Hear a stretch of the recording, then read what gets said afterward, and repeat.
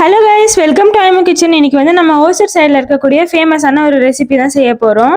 இன்னொன்று, இந்த ரெசிபி வந்து நீங்கள் காலையில் தான் செய்யணும் அப்படின்ட்டு இல்லை, பிரேக்ஃபாஸ்ட்டாக நீங்கள் வந்து நைட்டு டின்னருக்குமே எடுத்துக்கலாம்.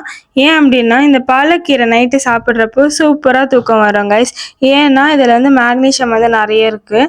சைடு இன்க்ரீடியன்ட் வர என்னென்னா நம்மளுடைய இந்த கொத்தமல்லி இலை தான், இதுவும் முக்கியம். அதுக்கப்புறம் இந்த பாலக்கீரையும் ரொம்ப முக்கியம். எப்படி இவ்வளோ கம்மியான இன்க்ரீடியன்ஸ் வச்சு இது எப்படி டேஸ்ட்டாக இருக்கும் அப்படின்லாம் யோசிக்காதீங்க. கண்டிப்பாக இதை ட்ரை பண்ணுங்கள், அவ்வளோ சூப்பராக இருக்கும். வாங்க எப்படி செய்யலாம் பார்க்கலாம்.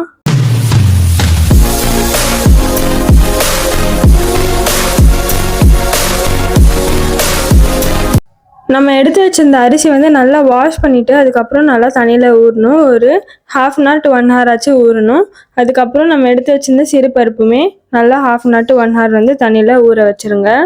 இப்போது நம்ம குக்கரில் வந்து தண்ணி வச்சுருக்கோம். தண்ணி வந்து நல்லா கொதிச்சு வரணும். தண்ணி அளவு வந்து நீங்கள் பொங்கலுக்கெல்லாம் எப்படி வைப்பீங்களோ அதே அளவில் தான் வந்து தண்ணி வைக்கணும். இப்போ பாருங்கள், தண்ணி நல்லா கொதிச்சு வந்துடுச்சு இல்லையா? நம்ம எடுத்து ஊற வச்சுருந்த அரிசிலாம் தண்ணி இல்லாமல் இப்போ அதில் சேர்த்துக்கோங்க. இது வந்து கொஞ்சம் குழஞ்சி தான் வரும், ஆனால் வந்து செம்ம டேஸ்ட்டாக இருக்கும். அந்த குழையிறது தான் உங்களுக்கு வந்து டேஸ்ட்டே. இப்போ இந்த எடுத்து வச்சிருக்க சிறு பருப்புமே நம்ம வந்து சேர்த்துக்கலாம். இந்த பாலக் வந்து நம்ம உடம்புல இருக்கிற நச்செல்லாம் வந்து நீக்கிறதுக்கு ரொம்ப உதவியாக இருக்குது. அந்த மாதிரி நீக்கிட்டு இது வந்து நம்மளுடைய நார்மலாக இருக்க ரத்தத்தை வந்து சுத்தப்படுத்துறதுக்கு ரொம்ப யூஸ்ஃபுல்லாக இருக்குது. இப்போ நம்ம இது எல்லாத்தையும் சேர்த்துட்டு இது கூடவே தேவையான அளவு கல்லுப்பு தான் வந்து நான் சேர்த்துக்கிறேன். நல்லா கொதிச்சு வரணும், அது வரைக்கும் நம்ம வந்து வெயிட் பண்ணணும். அப்புறம் 1 tablespoon வந்து நம்ம நெய் சேர்த்துக்கிறோம். இதில் நெய் சேர்த்திங்கன்னா அவ்வளோ அல்டிமேட்டாக இருக்கும். கண்டிப்பாக நெய் சேர்த்தே ட்ரை பண்ணுங்கள். இது வந்து வெயிட் லாஸ்க்கும் ரொம்ப ரொம்ப ஒரு இம்பார்ட்டண்ட்டான ஒரு கீரைனா இந்த பாலக்கீரை. இப்போது வாங்க நம்ம நான் வந்து இரும்பு சட்டி தான் வச்சுருக்கேன். அதில் வந்து நல்லெண்ணெய் சேர்த்துக்கிறேன். சேர்த்துட்டு சீரகம் 1 tablespoon சேர்த்துக்கோங்க. அப்புறம் பச்சை மிளகா வந்து 3 சேர்த்துருக்கேன். இதை வந்து நம்ம அப்படியே போடாமல் வந்து கிள்ளி போட்டுக்கணும். இதை நல்லா வதக்கி விட்டுருங்க. வதக்கிட்டு இது கூடவே வந்து நம்ம கொத்தமல்லி எடுத்திருக்கோம், ஒரு கைப்பிடி அளவு, அதையும் வந்து இதில் சேர்த்துக்கலாம். இதையும் வந்து நல்லா பிச்சுட்டு சேர்த்துக்கோங்க, அப்படியே சேர்த்துக்காதீங்க. இதெல்லாம் நல்லா சுருங்கி வந்துடும் இந்த ஹீட்லேயே. இப்போ இதை வந்து நல்லா வதக்கிக்கலாம். நம்ம இந்த கொத்தமல்லியில் வந்து உங்களுக்கு அதிகமான விட்டமின் சி கண்டென்ட் இருக்குது. அது வந்து வெறுமா நீங்கள் சாப்பிடாம இந்த பாலக்கில் வந்து அயன் கண்டென்ட் இருக்குது. இது ரெண்டுத்தையும் நீங்கள் வந்து சேர்த்து சாப்பிட்டிங்கன்னா அயனும் விட்டமின் சியும் சேர்ந்து தான் உங்கள் உடம்பு வந்து நல்லா அப்சார்ப் ஆகும். இப்போது நம்ம சூப்பராக வதக்கி வச்சுருக்கேன் இந்த கொத்தமல்லியும் பச்சை மிளகாயும் இந்த மிக்சியில் சேர்த்துட்டு நம்ம நல்லா அரைச்சி எடுத்துகிட்டு வந்துடுவோம். இப்போ பாருங்கள், நம்ம குக்கரில் வச்சதும் வந்து சூப்பராக வெந்து வந்திருக்கு.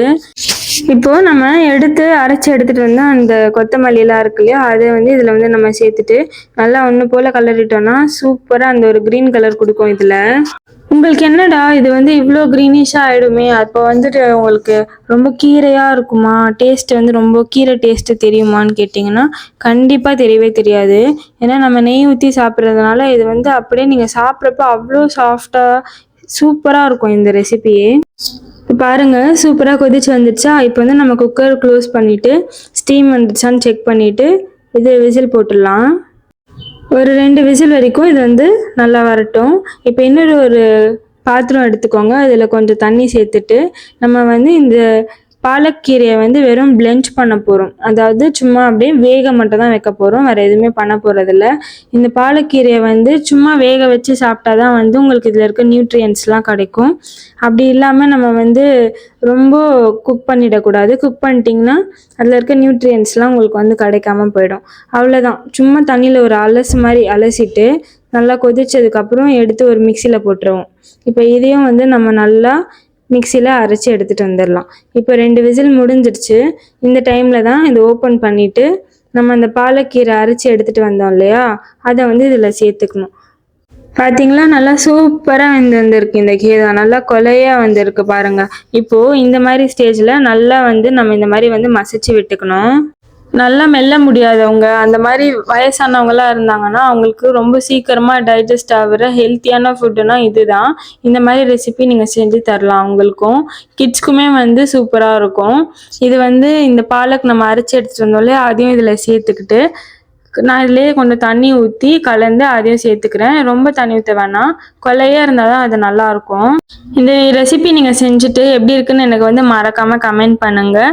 அப்புறம் நம்ம சேனலை இது வரைக்கும் சப்ஸ்கிரைப் பண்ணாமல் இருக்கீங்க, ஃபஸ்ட் டைம் பார்க்குறீங்கன்னா சப்ஸ்கிரைப் பண்ணிக்கோங்க. பார்த்தீங்களா கலர் எவ்வளோ சூப்பராக வந்திருக்கு.